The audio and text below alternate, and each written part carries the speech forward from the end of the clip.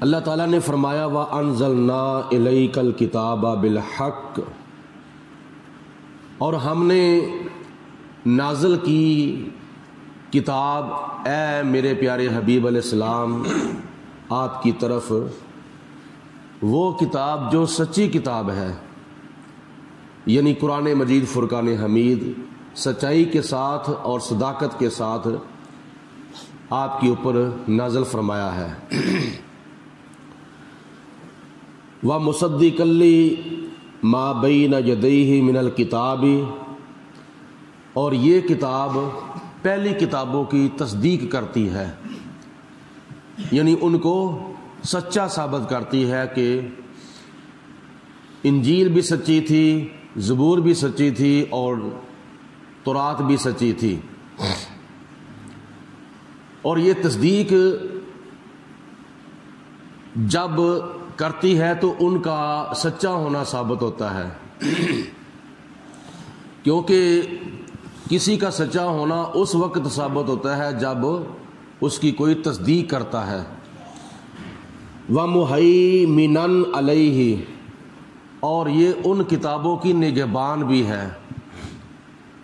نگہبان کا مطلب یہ ہے کہ قرآن مجید فرقان حمید نے دلیل دی ہے کہ وہ کتابیں بھی اللہ کا کلام تھیں، کیونکہ ان کے اندر بڑی تبدیلی پیدا ہو چکی اور یہود و نصارہ نے اپنی کتابوں کے ساتھ بڑی خیانت کی اور ان کتابوں کے اندر بہت چینجنگ پیدا کر دی، تو جس کی وجہ سے ان کتابوں کے اندر شک پیدا ہونے شروع ہو گئے اور ان کتابوں کا مشکوک ہونا معروف ہو گیا۔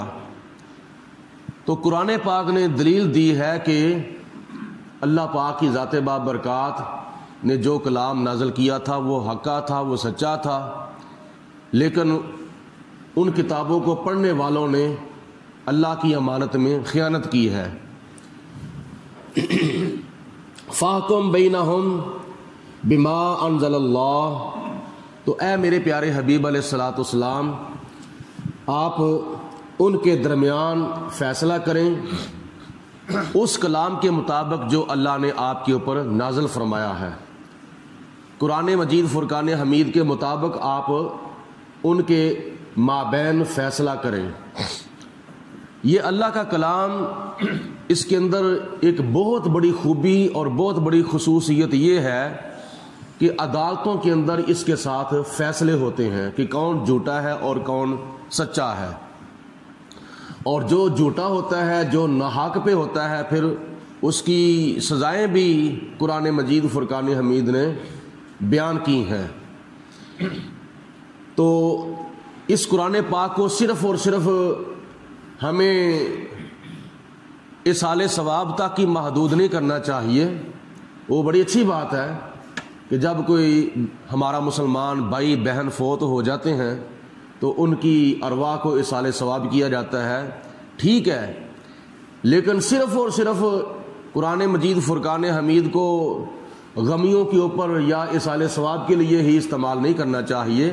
اصل مقصد قرآن مجید فرقان حمید کا نازل ہونا، اس کا اصل مقصد یہ ہے کہ اس سے ہدایت حاصل کی جائے، اور ہم نے اس قرآن پاک سے مرنا تو سیکھ لیا ہے لیکن جینا نہیں سیکھا کہ جینا کیسے ہے، بچپن کیسے گزارنی ہے، جوانی کیسے گزارنی ہے، بڑھاپا کیسے گزارنا ہے، تجارت کیسے کرنی ہے، اور دنیا کے معاملات جو ہے وہ کیسے طے کرنے ہیں۔ ہم نے اس قرآن پاک سے زندگی گزارنا نہیں سیکھا، جبکہ اصل مقصد یہ تھا کہ اس سے ہدایت حاصل کی جائے کہ تاجر نے تجارت کیسے کرنی ہے اور وزیر نے وزارت کیسے کرنی ہے، اور معاشرے کے اندر کیسے ہم نے زندگی گزارنی ہے۔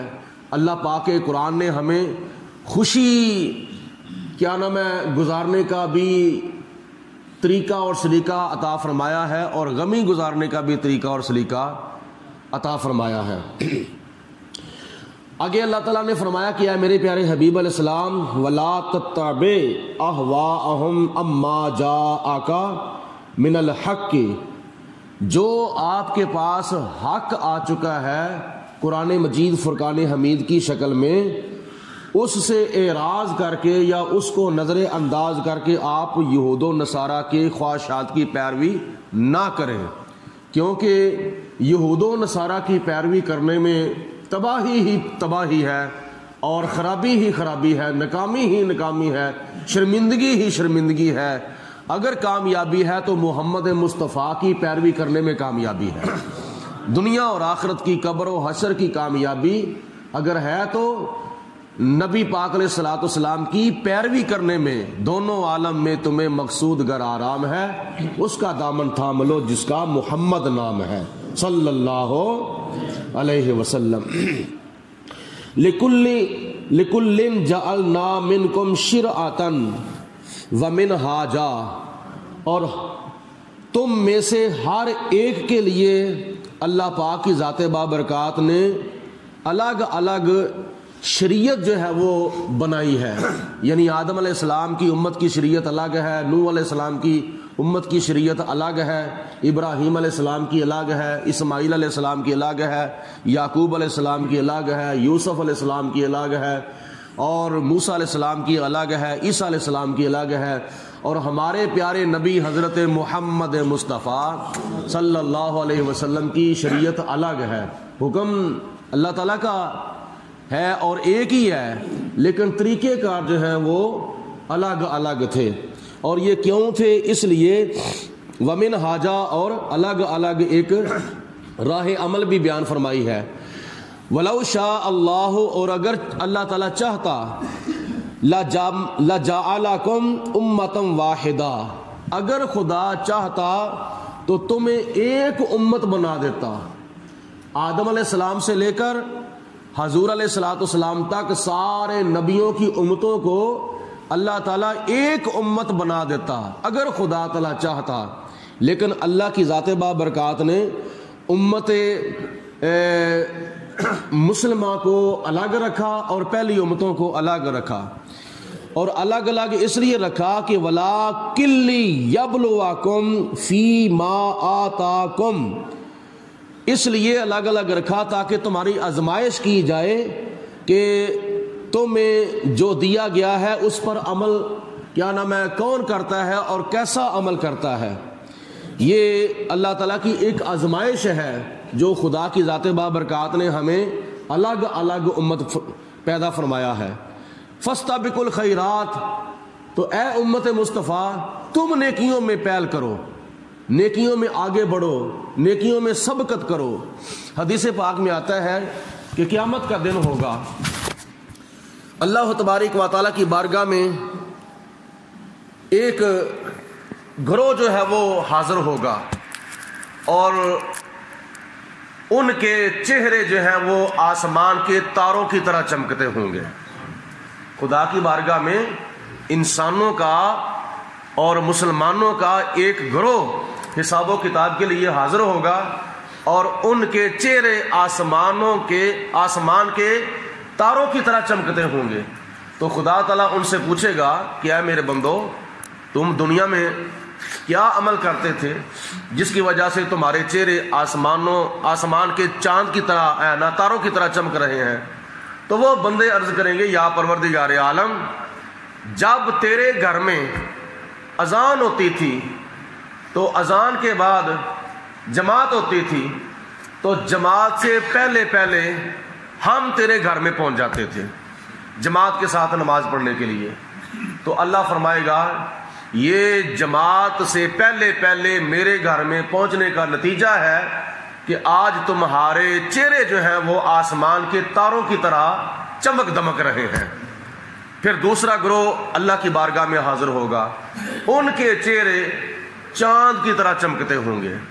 تو خدا ان سے پوچھے گا کہ تم کیا عمل کرتے تھے؟ اور اللہ کا پوچھنا اس بات کی دلیل نہیں ہے کہ اللہ کو پتہ نہیں تھا۔ اللہ تعالیٰ علیم بذات الصدور ہے، اللہ دلوں کے بھیدوں کو جانتا ہے، دلوں کے خیالات کو، تصورات کو اللہ تعالیٰ جانتا ہے۔ تو وہ عرض کریں گے یا پروردگار عالم، جب اذان ہو چکی ہوتی تھی تو ہم اذان کے فوراً بعد تیری بارگاہ میں حاضر ہو جاتے تھے، تو خدا فرمائے گا کہ اسی وجہ سے تمہارے چہرے آسمان کے چاند کی طرح چمک رہے ہیں۔ پھر ایک تیسرا گروہ اللہ کی بارگاہ میں حاضر ہوگا حساب و کتاب کے لیے، ان کے چہرے آسمان کے سورج کی طرح چمک رہے ہوں گے۔ تو خدا فرمائے گا تمہارے چہرے آسمان کے سورج کی طرح کیوں چمک رہے ہیں؟ تو وہ بندے عرض کریں گے یا پروردگار عالم، ادھر سے اذان ہو رہی تھی، ادھر سے ہم تیری بارگاہ میں حاضر ہو رہے تھے۔ یعنی اذان کے دوران، اذان کے اندر اندر ہم تیری بارگاہ میں جلدی جلدی حاضر ہوتے تھے۔ پہلے گروہ کے چہرے تاروں کی طرح چمک رہے ہوں گے، ان کا عمل یہ تھا کہ وہ جماعت سے پہلے پہلے آتے تھے۔ دوسرے گروہ کے چہرے آسمان کے چاند کی طرح چمک رہے ہوں گے، ان کا عمل یہ ہوگا کہ وہ اذان کے فوراً بعد اللہ کے گھر میں آ جاتے تھے۔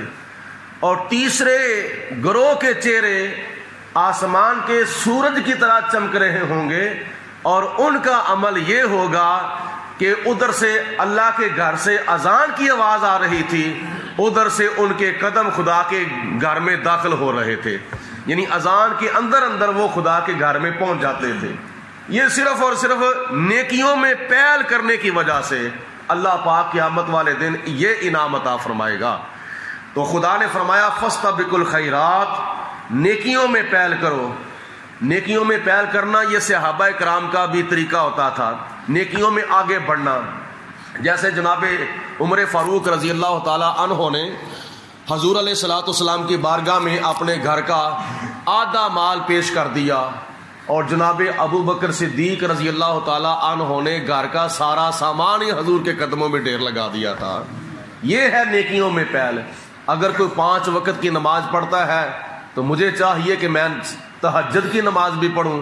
اگر کوئی روزانہ کا 1 سپارہ پڑھتا ہے تو اس سے آگے تو میں تب بڑھوں گا جب میں روزانہ کے 2 سپارے پڑھوں گا۔ اس لیے نیکیوں میں آگے بڑھنے کا خدا نے حکم دیا ہے۔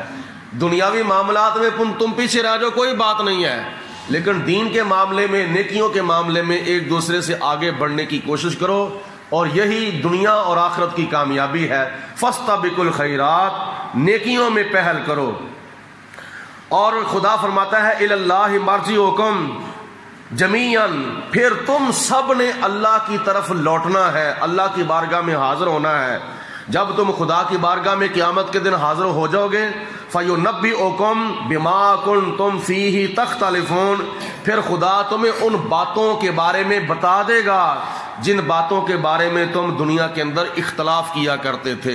یعنی تمہارے جھگڑے سارے جو ہیں وہ قیامت کے دن ختم ہو جائیں گے، تم کیا کرتے تھے، تم کیا کرتے تھے، تم کیا کرتے تھے، اللہ قیامت کے دن سب کچھ بتا دے گا۔